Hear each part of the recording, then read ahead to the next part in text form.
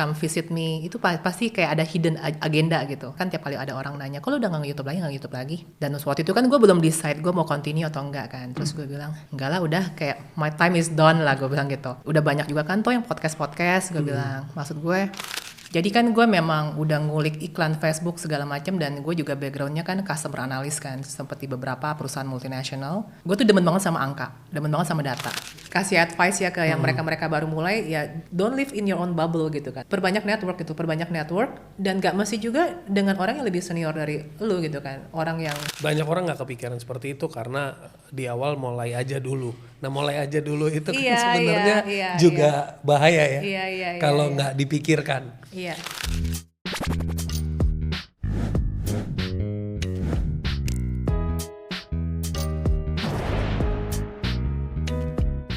Oke, welcome back to Big Thinkers. Hari ini gue kedatangan sahabat gue, sister gue, dan orang yang paling rebel as a woman in the industry of business and women entrepreneurship.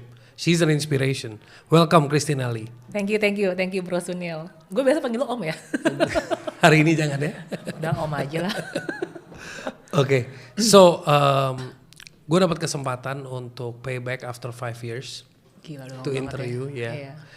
Gue pengen tanya, what have you been busy in the last few years ini? What have been the most amazing journey atau the most interesting part of your life in the last few years? Yang the most interesting part, yang pasti gue memang terakhir nge-YouTube itu kan di November 2021, dan itu karena gue ada mulai akhirnya dari yang tadinya kantor gue itu nyewa ruko, bahkan gue tinggal di ruko, anak ruko banget lah ya gue ya, sampai akhirnya gue decide daripada tiap 2 tahun atau tiap 4 tahun tuh pindah, gue beli tanah, terus gue bangun kantor gue sendiri di situ. Jadi yang tadinya 3 ruko gabungin semua, ya biar nggak pindah-pindah lagi lah. Makanya disitulah gue akhirnya vakum YouTube. Ya karena nggak mungkin juga dong ngundang narasumber tapi lu lagi ngeliat box lagi banyak pindahan segala macam. Iya. Terus juga bolak-balik ngecek pembangunan. Jadi ya itu benar-benar makan waktu banget. Terus juga kan gue mulai expanding beauty brand gue yang tadinya cuma lebih fokusnya di kosmetik, akhirnya mulai ke skincare, kemudian mulai ke hair and body care. Jadi kayak it was time for me to focus on the business lah. Itu yang pertama. Terus yang kedua, entah gimana gue waktu itu sempet kali ya udah ngerasa rada kayaknya gue kurang waktu aja sih buat family gitu kan. Kayak gimana ya, waktu di zaman gue masih nge-YouTube itu gue sampai sempet ada feeling lonely sih. Lonely itu dalam artian gue ngerasa everybody yang actually come visit me itu pasti kayak ada hidden agenda gitu. Dan itu kelihatan sih begitu gue udah kesannya kan. Tiap kali ada orang nanya, kok lu udah nggak YouTube lagi. Dan waktu itu kan gue belum decide gue mau continue atau enggak kan. Terus gue bilang enggak lah, udah kayak my time is done lah, gue bilang gitu. Udah banyak juga kan tuh yang podcast gue bilang. Maksud gue bisa kontribut apa lagi. Kayaknya semua narasumber yang gue tahu dan gue kenal udah pernah gue interview lah ya. Dan kelihatan sih dari situ siapa yang masih tetap in touch sama gue, genuinely kasarnya gitu kan. Karena ya itu sih, jadi ada momen banyak sih things yang terjadi gitu ya. Sampai puncaknya sih waktu kapan ya? Waktu pas tahu-tahu gue mau diundang di acaranya Metro TV sebagai salah satu mentor, namanya kalau nggak salah Juragan Zaman Now. Itu padahal udah tinggal teken kontrak, tapi akhirnya gue juga stop. Gue bilang sorry deh, gue kayaknya nggak bisa, gue bilang kayak gitu. Kayak gue ngerasa kayak gue nggak punya waktu for me dan even for my family. Tapi kalau anak-anak gue kan ngelihat you always have time for people yang coming to you. Iya. Kayak kesannya tuh rumah gue udah kayak open house gitu loh. Iya betul, rumah lu udah kayak open house, bener banget. Iya, jadi dan Gue sih nggak pernah ngerasa kayak datang ke rumah lu sih. I feel like I came to my own home. udah kayak open house yang kadang sampai malam, dan gue bisa tetap, gue kan juga orangnya dulu nggak enakan ya, jadi kalau mereka masih nanya ya gue jawab, jadi kayak ya itu sih yang menurut gue, lu fokus menginspirasi orang lain kasarnya ya. Kalau ada teman gue bilang lu fokus helping others tapi lu nggak helping yourself and lu neglecting your family lah kasarnya kayak gitu. Oke. Itu sih salah satunya juga. Gue mau mundur sedikit nih. Iya. The first time I met you, it was in Bandung. It was the Underdog Digital. Oh iya, iya. How do you feel being, kalau di situ gue nggak bisa labeling, tapi gue bisa ngomong saat itu lu kayak alpha female, kayaknya. Jadi kayak you are the only female that time that was very dominant in digital marketing. In the market of 90% males. How could you position? Gimana cara lu menghandle position itu? Gimana cara lu rise up to that position? Because first, you're Chinese. Second, you're woman. Third, 90% was Muslim and Indonesian. Ya kan? So it's like, how did you hold on to that position and maintain yourself? Itu tekanannya ada gak sih? Or it was just easy going? Kalau tekanan di awal ada dari beberapa internet marketers yang akhirnya gue find out gitu. Cumanya kalau untuk sampai bisa rise to that position sebenarnya bukan sesuatu yang disengaja. Jadi kan gue memang udah ngulik iklan Facebook segala macam, dan gue juga backgroundnya kan customer analyst kan, seperti beberapa perusahaan multinasional. Jadi gue tuh demen banget sama angka, demen banget sama data. Gue nggak pernah melakukan decision without data yang valid gitu loh, atau cuma based on assumption atau feeling atau cuma ngeliat trend atau apa segala macam kayak gitu-gitu. Jadi awalnya kan di 2019 itu gue mulai live di Facebook kan. Mulai live di Facebook, 2018 bahkan. 2018 di bulan Maret tuh gue inget banget, gue mulai sharing-sharing Facebook tips, Facebook apa. Yang menurut gue tuh saat itu ini ilmu yang menurut gue biasa aja gitu. Karena kalau I can do it, harusnya lu juga bisa gitu kan.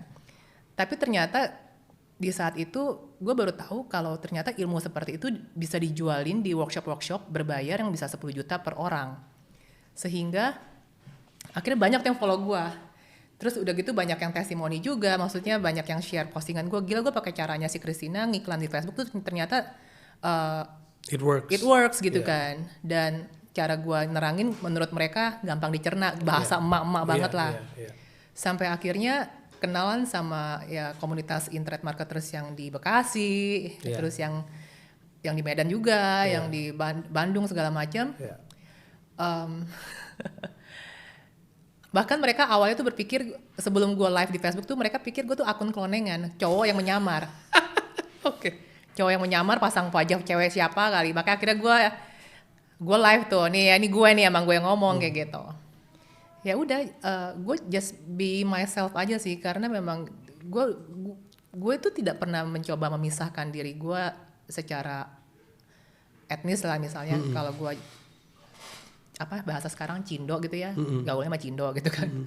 Karena kan memang dari sejak kerja di multinational company kan ya kayak bos gue orang Singapura, ada orang Malaysia, ada orang India juga. Barriernya udah nggak ada. Terus bahkan di satu departemen bisa jadi gue yang Chinese sendiri kayak gitu. Jadi itu udah kebiasa lah gaya ngomong gue, minglingnya juga. Dan gue kan juga start from yang tadinya cuma staff lah, terus merangkak jadi manajer sampai jadi ya makin naik. Jadi gue nggak pernah melihat orang itu superior, dan bahkan juga nggak pernah melihat orang itu inferior. Very nice. Gue selalu menganggap orang itu sama aja gitu. Maksud gue mungkin itu juga yang bikin gue nyaman gitu ya, kalau misalnya interview sama orang yang orang lain kayak kesannya gila nih orang keren banget gitu. Tapi ya gimana ya, kayak gue bisa blend in aja, mungkin itu kayak bawaan orok kali ya. Nah singkat cerita ya udah, dengan otentisitas yang ya gue gitu, whether you like it or not I don't care gitu kan.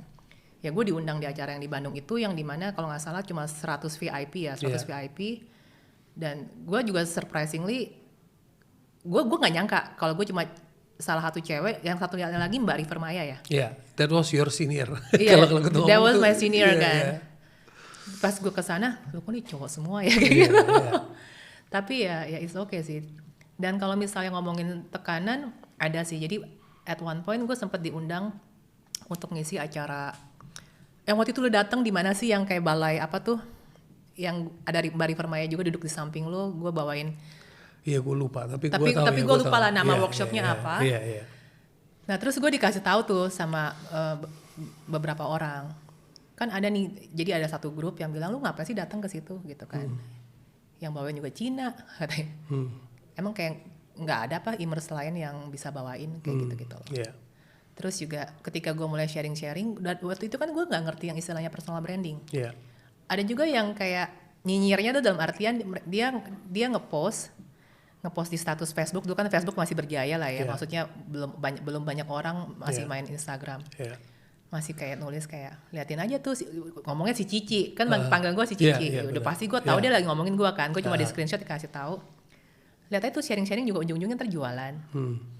Terus gue kayak mikir mau jualan apa sih? dan ya itu terbukti ya, gue emang hampir nggak pernah posting jualan sih Iya. di sosmed gue ya. Betul. Tujuannya memang sharing aja gitu. Iya. Dan lu keep up to that value all the time. Iya. Itu yang gue salut sih sama lu. Mungkin karena gue demen ngajar kali. Dulu kan gue backgroundnya sebelum mulai kerja kantoran kan gue guru bahasa Inggris. Oke. Gitulah.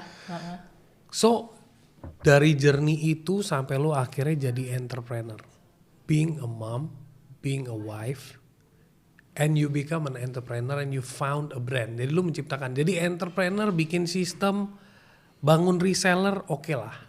That was your journey. Tapi sampai bikin brand. Nah, itu gimana tuh? Aha momennya apa sampai lu dapat calling kayak gue harus bikin brand. Why I'm asking you because skincare or beauty industry itu red ocean banget. Untuk lu punya confident to enter that market. Nah itu gimana? Sebenarnya kan kalau gue biasanya ada orang nanya ke gue, Ci, gue pengen bikin brand. Terus gue bilang, gue itu tipikal orang dari dulu mencoba meminimalkan resiko seminimal mungkin. Jadi kenapa gue bisa dengan PD-nya bikin sebuah brand? Itu kan sebenarnya ada proses baby step kan. Baby stepnya pertama gue dropship dulu kan. Awal banget kan gue itu dropship fashion accessories. Gue masih import dari luar gitu kan. Customer bayar ke gue pesan ke supplier kirim ke gue kirim ke supplier. Gue kirim ke customer. Begitu gue udah tahu secara dalam sebulan ternyata produk ini yang paling laris, terus juga kuantitinya sekian. Kalau misalnya ada customer nanya-nanya cara jawabnya gini, itu kan gue scripting dong. Dimana akhirnya nanti gue bisa delegasi kalau one day gue punya tim. Dan akhirnya dari dropship itu begitu gue udah tahu dengan bekal data, gue punya customer database, gue tahu reseller yang ngambil gue yang akhirnya jadi reseller lah. Gue mulai nyetok masih produk-produk fashion accessories. Nah at one point di tahun 2018 itu gue udah mulai mikir kan. 2018 itu berarti gue usianya, kan gue lahir tahun 82 ya, berarti gue usia berapa tuh? 36 lah ya. Gue tuh udah mulai gila ya, gue mau sampai kapan ya jualan produk aksesoris. Karena produk aksesoris itu tuh variannya banyak banget. Itu sampai 5.000 SKU. Di mana satu SKU-nya itu ada varian warna. Terus nyetok pula kan. Udah gitu lu tetap harus mesti ngikutin sesuatu yang tren. Misalnya fashionnya lagi trennya aksesoris kesini. Akhirnya itu sebenarnya kayak gue cuma mikir ya, apa ya produk apa yang gue jualannya simple dan nggak terlalu banyak SKU, tapi bisa evergreen gitu kan. Nah, gue bisa dibilang hidup gue tuh banyak dimudahkan. Jadi ketika gue lagi mikir apa, tahu-tahu bisa aja ada mantan teman kerja gue waktu di IBM datang, Tin kita bikin lipstick yuk, dia bilang. Coba singkat cerita, dari dia kan dikenalin sama salah satu orang yang biasa koneksin ke pabrik gitu kan. Tapi singkat cerita dianya mundur, akhirnya gue yang maju. Kayak dia buka jalan aja buat lo ya. Dia juga kayak buka jalan aja. Gue pikir udah setengah jalan, ya udahlah bikin lipstick. Nah kenapa lipstick? Itu pun juga kan bukan tedang aling-aling tanpa resiko yang terukur kan. Jadi karena gue udah punya grup reseller di saat itu, gue bikin survei dulu. Guys, gue kan lagi pengen bikin produk sendiri nih. coba dong lo pilih produk apa yang lo mau, antara produk baby kah, sepatu kah, baju kah, atau kosmetik. Nah rata-rata pada milihnya kosmetik. Oke. Nah terus gue mikir, maksudnya beauty. Iya, beauty. Terus di beauty itu kan gue pecah lagi kan, gue mulai mikir kan, kalau gue jualan produk beauty, sebelumnya kan gue jualan bisa dibilang hard sellingnya dalam artian, lu ngeliat aksesoris bagus langsung beli kan. Gue kalau mau masuk skincare, aduh ribet ya, orang itu tidak langsung merasakan impact. Begitu dia beli, dia mesti nyoba dulu sebulan 2 bulan baru berasa impact dan bagus gitu. Tapi kalau misalnya beli make up, oh begitu pakai kan langsung kelihatan. Singkat cerita akhirnya gue bedah lagi, yaudah coba gue mau coba lipstick. Kenapa? Karena dari riset gue, setomboy-tomboynya cewek pasti punya lipstick. Setomboy-tomboy cewek, betul. Mau itu cuma lip tint atau setomboy-tomboy cewek, nah udah gitu repeat ordernya gampang. Iya. Karena cewek itu lipstick belum habis aja, dia ke mall ketemu lipstick yang warnanya padahal mirip sama yang dia punya, beda merek, dia beli. Itu udah psikologinya begitu. Udah psikologinya kayak gitu, terus juga lipstick itu cuma main di warna, warnanya bagus ya lucu beli. Kayak gitu, udah akhirnya gue masuk ke lipstick. Dan How long did you take time from you to do the research till you launch the product? setahun. Setahun. Setahun karena gue orangnya terlalu perfeksionis banget, jadi ya bener-bener gue mencoba mencari kan kita kan kalau bikin produk kan mesti ada USP-nya kan, unique value proposition-nya kan. Jadi ibaratnya gue ngelihat, oke ini gue jual di Indonesia pasti akan nyari kosmetik tuh yang pasti pertanyaannya nggak jauh-jauh dan ini bisa dipakai wudhu nggak? Terus ini halal nggak segala macam. Terus gue kan juga ngeliat pain pointnya orang kalau nyari lipstick tuh apa sih? Oh kalau dipakai lama-lama ntar kering di bibir. Oh tapi kok maunya awet seharian, berarti mesti yang kiss proof. Nah itu kan gue data semua. Terus juga gue pasti juga gue ada benchmark ke kompetitor, maksudnya ke pemain-pemain yang lipstick yang di saat itu, ya gue biasanya ngecekin tuh ulasannya. Tapi yang gue lihat ulasan yang bintang-bintangnya bintang 2, bintang 3. Iya. Gue pengen lihat dong penolakannya apa aja sih. Jadi kelemahannya mereka gue masuk di situ sebagai strength. Itu jadi ya back and forth bikin formulanya. Then finally when you launch? When I launch ya itu booming. Arminya udah siap ya? Arminya udah siap karena menggunakan reseller gue yang sudah ada dari yang jualan fashion aksesoris, di mana audiens mereka kan sama. Sama-sama cewek juga kan, dulu kan jualan aksesoris, si cewek ya masuk juga lah. Kalau itu kebetulan you have the army. Kalau orang yang belum punya army menurut lo langkahnya gimana? Kalau orang yang belum punya army tetap juga, menurut gue sih langkahnya ya dropship dulu, lalu abis dari dropship dia ngeliat udah oke, baru dia jadi stokis, dari stokis baru bikin brand. Jadi tahapannya lebih baik begitu ya? Iya, selalu seperti itu. Setidaknya dia itu kan akan memiliki customer database dong. Iya, betul. Jadi menurut gue itu sih yang resiko paling minimal seperti itu. Even ketika gue mau mengembangkan ke mana ya waktu itu, misal ke produk herbal lah. Ke produk herbal ya gue ngetes dulu dong. Misalnya gue jualan brand ini, laris nih, jalan. Tapi kan produk herbal kan segitu banyak macamnya kan. Pasti gue akan ngecek, ini produk herbal mana yang paling laris. Oh ternyata misalnya yang buat, ini gue ngarang aja ya, karena gue gak mau spill the brand. Misalnya penggemuk badan lah. Oh penggemuk badan ternyata laris nih. Dibandingkan yang pelangsing, dibandingkan yang kolagen, dibandingkan yang apa misalnya. Ya udah, gue bikin yang penggemuk badan. Walaupun awalnya dropship dari atau mungkin masih jualin brand orang. Oke. Kayak gitu. Selama lu jalanin entrepreneurship life, ada hal sesuatu yang shocking nggak yang you wish you knew before? Aduh, apa ya? Yang nyebelin banget, tapi aduh kalau gua tahu ini mungkin things would have changed. Yang shocking ya. Ini berarti transisi dari kantoran jadi entrepreneur. Sebenarnya mungkin kalau gue flashback ya gue dulu berpikir kan gini kan. Kenapa gue dulu resign dari kantor gue? Padahal gaji waktu itu udah hit hampir 40 juta sebulan ya di tahun 2011. Gue berpikir gila ya, gue kerja gaji oke lah, cumanya gue pergi pagi jam 6 pagi. Terus pulangnya juga, dulu juga kantor gue di Kuningan kan. Pulangnya juga sampai rumah jam 8 malam, kapan gue ketemu anak gue gitu kan. Udahlah gue mau resign, gue mau jadi entrepreneur biar gue setidaknya di rumah. Dan gue bisa mau libur kapan aja, boleh. Karena gue bukan typical morning person, gue tuh demennya bangun tuh jam 9, jam 10 baru bangun. Ya udah ternyata ya pas lo jadi entrepreneur, ya lu 24 hours like never enough gitu. Yes. It's like never enough. Tapi one thing yang gue pelajarin ya, kenapa gue sampai membutuhkan waktu 14 tahun, ibaratnya dari 2011 sampai 2024 ini untuk sampai bisa ke titik sekarang. Itu sebenarnya kesalahan gue itu adalah gue orangnya introvert banget. Gue introvert banget itu, gue orangnya nggak suka nggak terlalu demen sosialisasi gitu ya. Ya even sampai sekarang gue ke mall paling 3 bulan sekali gitu. Demen aja di rumah. Dan itu tuh dari dulu, jadi gue tuh semuanya apa-apa ngulik sendiri. Gue ngulik sendiri, gue belajar Facebook itu dari websitenya John Loomer. Dulu kan apalagi di tahun 2011 kan belum banyak YouTube yang ngebahas tips and trick atau segala macam. Tapi begitu gue di 2018 udah mulai ibaratnya muncul ke permukaan lah ya, mulai sharing-sharing, mulai banyak ini, tahu-tahu banyak komunitas segala macam.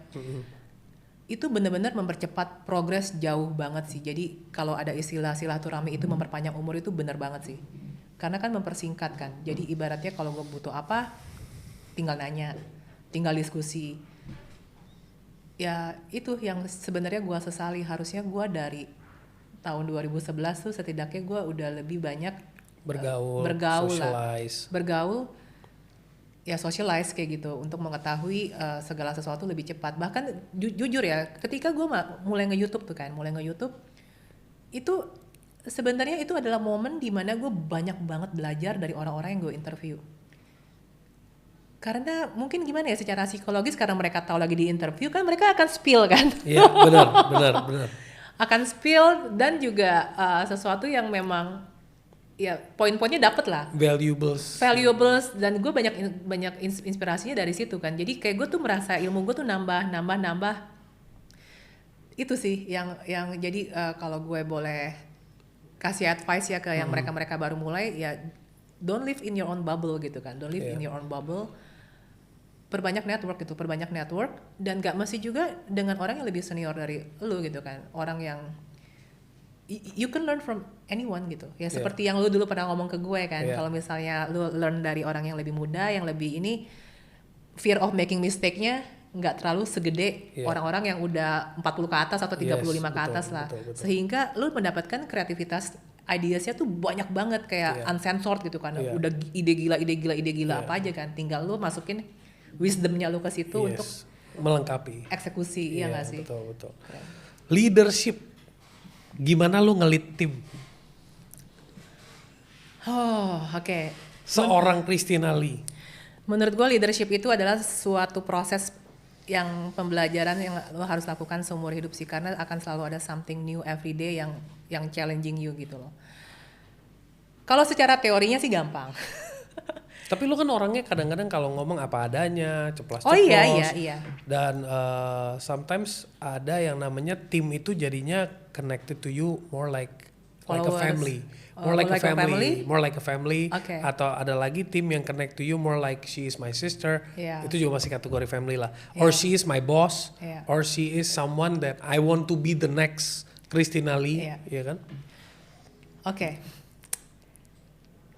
Waktu itu kan gue pernah hire konsultan ya untuk pendampingan bisnis di kantor gue, which is tahun lalu selama 9 bulan.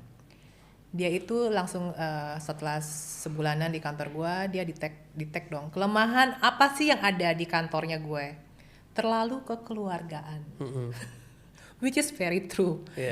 Karyawan-karyawan gue itu, staff-staff gue itu ya, tim gue lah ya, itu mostly udah kerja sama gue 5 tahun sampai 8 tahun di atas itu semua. Gue sampai bingung, lu kenapa gak resign aja sih? Gue kan butuh orang yang fresh gitu. Enggak bercanda lah. Ya tapi mereka tuh so loyal gitu. Akhirnya jadi jadi kekeluargaan banget. Nah singkat cerita, sebenarnya kalau mau dibikin sebuah advice ya, lu boleh kekeluargaan asal sistem lu udah beres. Jangan pernah kekeluargaan kalau sistem lu belum beres, SOP lu belum beres. Oke. Jadi kalau misal udah ada SOP, ya ibaratnya kalau lu telat, lu ada penaltinya misal kayak gini. Misalnya lu izin sampai lebih dari berapa hari, sebulan, penalti lu kayak gini. Itu kalau udah ada rules-nya, lu mau kekeluargaan boleh deh. Karena tetap follow-nya ke rules. Karena tetap ada following the rules kan. Tapi kan kalau misalnya SOP-nya masih fleksibel, masih belum baku, ya masih terlalu banyak case by case yang kayak gitu. Tapi kalau yang leadership itu susunannya, kalau yang akhirnya gue terapin ya di tempat gue itu lebih yang, dan gue ajarkan juga ke leader gue adalah ya itu yang 5 step. Yang pertama kan I do you see, Iya. nih ya gue kerjain, lu lihat Iya. nih. Yang step kedua itu adalah you do I see, Mm-mm. lu kerjain, gue sekarang merhatiin dong. Mm-mm. Nah sering kali nih leader-leader yang zaman sekarang tuh selalu skip yang nomor 2. Mm-mm. Jadi nih ya kan lu udah ngeliatin nih gue ngapain, udah ya udah lu kerjain terus kagak dimonitor. Ya, jadi pertama kan I do you see, yang kedua you do I see, yang ketiga you do I don't see. Lu kerjain, gue udah nggak usah pantau nih, tapi lu report back to me lah ya sebulan sekali atau seminggu sekali something like that. Nanti baru yang keempatnya, step keempat, pasti kan yang step 3 kan yang you do I don't see bisa jadi kalau misalnya gue yang kerjain misalnya nilainya 10, dia yang kerjain misalnya nilainya masih 7, tapi itu kan berprogres. Nanti yang keempat baru kita challenge, bisa nggak lo naikin dari 7 sekarang bulan depan jadi 8, nanti bulan depan lagi jadi 9. Begitu dia udah bisa jadi role model, yang kelimanya step 5 dia yang akan melakukan Step 1, iya, jadi udah kayak MLM sih sebenarnya. Tetek. Dan itu yang gue selalu berlakukan ke para leader-leader gue. Lu itu mesti learn to delegate. Ibaratnya lu cuti seminggu tuh ini kerjaan lu beres. Jadi semua orang yang udah sifatnya leader itu mesti punya asisten bayangan. Dan itu juga kalau dari sisi gue lebih amannya kan kalau amit-amit dia resign mendadak kan udah ada penerusnya kan. Iya betul. Kayak gitu sih. Tapi menurut lo perusahaan sampai di omset berapa udah harus mikirin sistem? Oh dari kecil sih. Jadi lo suggest kalau bisa dari kecil pada saat bangun udah lebih baik start building your system and build your company at the same time. Kan ada quote tuh, kesalahan bisnis kecil itu adalah mereka menganggap dirinya adalah bisnis yang kecil. Iya. Gimana lo mau scale up kalau misalnya lo dari awal mikirnya That's a good one. Iya. Kesalahan semua bisnis yang kecil adalah menganggap dirinya bisnis yang kecil. Iya. Kapan lo mau jadi gede ya? Iya, Kalau lo dari iya, awal udah iya, nganggap iya. diri lo kecil ya. Ya sama aja kayak waktu itu tuh gue pernah share kan, misalnya ada orang mau jualan kopi, modal kopi gue goceng gitu kan, gue jual 8.000 masih oke lah, gue masih cuan. Cumanya begitu kopinya makin rame, ini terlepas dia nggak mikirin distribution channelnya yang dimana kalau masuk GrabFood, GoFood apa kena potongan 30% segala macam. Goceng cuma cuan 3.000, jual 8.000 karena kan dia yang ngerjain sendiri. Iya. Begitu udah orderan 500 biji sehari, dia mau gaji karyawan aja udah nggak bisa. Iya. Ngap. Susah. Ya pasti ada spending yang dia tidak pikirkan. Harusnya kan dia mesti ngukur dari awal dong. Iya benar. Banyak orang nggak kepikiran seperti itu karena di awal mulai aja dulu. Nah mulai aja dulu itu kan sebenarnya juga bahaya ya. Kalau nggak dipikirkan. Iya. Oke. Hal yang paling konyol yang pernah lo lakukan dalam mengambil keputusan. Apa ya? Ya lo apa ngakak beneran gitu. Aduh, apa ya hal paling konyol ya? Nggak tahu gua. Nggak tahu. Belum kepikiran. Oke. Langkah-langkah apa yang lo lakukan dalam melakukan riset? Top 3 or top 5 kriteria apa kalau lo melakukan riset tuh paling penting buat seorang Christina Lee? Riset untuk bikin produk? Yes. Dalam melakukan riset itu stepnya ya pasti nih kalau zaman sekarang tuh udah enak banget. Lo tinggal lihat marketplace. Di marketplace terus lo tinggal pakai tools. Ada lah tools tuh, lo tinggal Google aja lah tools riset marketplace misalnya. Gue bisa tahu brand ini omsetnya berapa, pak produk mana yang paling laku, segala macam. Kalau dulu gue pasti pakai Google Trend. Misalnya katakan pas pandemi kan orang pada bilang, alah jualan foundation nggak mungkin laku misalnya.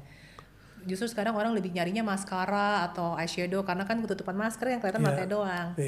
Atau jualan lipstick mah nggak laku ya, gue Google Trend aja pencarian lipstick sama pencarian misalnya maskara masih banyakan mana, gedean lipstick kemana-mana. Dan akhirnya ya gue pasti based on analisa dong. Gue pencariannya masih banyak lipstick dan ternyata kan memang di saat pandemi lebih banyak orang-orang cewek-cewek yang nganggur di rumah jadi beauty content creator kan. Iya betul, ya, karena content creator. Ngajarin dandan segala macam dan lain-lain. Tapi kalau yang sekarang itu memang menggunakannya tools, terus juga risetnya yang lain itu adalah gue based on kalau gue itu lebih ke arah aja reverse engineering sih. Jadi reverse engineering itu misalnya gue udah tahu nih segmentasi pasar gue itu adalah kelas middle lah ya. Dimana harga foundation gue aja kan 239.000. Sementara kalau kayak level yang brand-brand yang mau lebih gede dari gue mungkin ada cuma di bawah 200.000 lah. Sehingga ketika gue lagi mau keluarin produk baru, misalnya cushion yang gue nggak ngerti tahu nggak ya, cushion ya bedak cair tapi cushion gitu sebutannya cushion. pasti gue akan mainnya price range-nya di angka 200 ribuan. Oke. Nah, yang akan gue lakukan sebelum gue mulai melakukan bikin tuh produk, gue akan masuk ke marketplace, gue akan search ada nggak sih produk cushion yang harga di atas 200 ribu yang penjualannya itu di atas 1000 pieces per bulan. Dan ternyata misalnya ada nih, ketika ada langsung gue bedah, lu isinya berapa mili, kemudian juga klaimnya apa aja, oh ternyata bisa anti aging lah, bla bla bla bla bla bla bla bla. Gue tinggal tanya pabrik, nih coba bikin dengan benchmark kayak gini, modalnya berapa sih, gue pengen tahu. Kayak gitu. Nah terus juga hal yang lain, misalnya kalau gue mau pivot, contoh nih paling gampang misalnya, adalah teman gue bilang, Ci, kita bikin minyak telon yuk. Bikin minyak telon, Ci, gila. Itu misalnya ada satu brand, ya gue sebut aja lah, My Baby misalnya. My Baby itu cuma jualan minyak telon, Ci, itu omsetnya bisa belasan M sebulan. Itu berarti kan marketnya gila banget gitu kan. Terus gue bilang, lu ketika menganalisa sebuah produk, gak bisa cuma berdasarkan itu produk paling laris. Terlalu banyak faktor X. Dia pemain lama. Nah, kalau lu mau benchmark, lu mesti benchmark dengan kompetitor atau dengan brand yang strength dan kapasitinya itu mirip sama lu, yang lu bisa samain lah. Coba kalau lu mau lihat minyak telon ini laris atau nggak di pasaran, lu coba cek brand-brand yang baru di Shopee. Brand-brand yang baru main 5-10 tahun lah ya. Yang baru setahun terakhir lah di Tokopedia, di mana yang lu lihat juga viral di mana di TikTok misalnya, iklannya di mana-mana segala macam. Itu kan sesuatu yang bisa lu lakukan karena kan lu juga ngerti cara ngiklan, cara ini. Dan karena kita punya tools kan kita ketahuan dong. Tuh kan omsetnya lo lihat. Nggak nyampe 200 juta. Dan terus lu lihat lagi kenapa tuh minyak telon lagi down yang di situ tuh. Padahal harganya mirip-mirip sama si My Baby ini, misalnya harganya 40 ribuan. Ternyata ada berita dokter lagi menganjurkan baby itu sekarang bagusnya pakai lotion. Karena kalau pakai minyak iritasi. Dan terus juga ya jadi banyak sekali faktor X. Jadi gue kalau misalnya lagi meriset, misalnya mengcompare sebuah produk dengan produk yang lain gitu ya, dengan brand lain, faktor-faktor X yang akan gue coret, gue nggak akan mau ngeriset produk mengcompare dengan produk yang milik artis terkenal. Misal contoh Nagita Slavina keluarin parfum, ya iyalah jualannya. Nggak bisa ya, jadi bukan apple to apple. Nggak apple to apple, bukan berarti dia laris terus lu jualan parfum lu laris gitu. Something like that lah. Ada orang yang lebih muda dari gua, jauh lebih muda. Hah, lu butuh 14 tahun untuk sampai ke sini, goblok gitu kan kasarnya kan. Lu kan harusnya bisa gini gitu kan. Tapi berarti lo udah mencapai titik itu ya? Ya meskipun itu sebenarnya danger zone juga sih, nggak boleh terlalu banyak di comfort zone. Makanya gue akhirnya mulai nge-YouTube lagi tuh sebenarnya gue keluar lagi dari comfort zone gue. By the way, lo udah bikin berapa produk? Kalau lo lagi nge-hiring orang, what are the top questions you ask?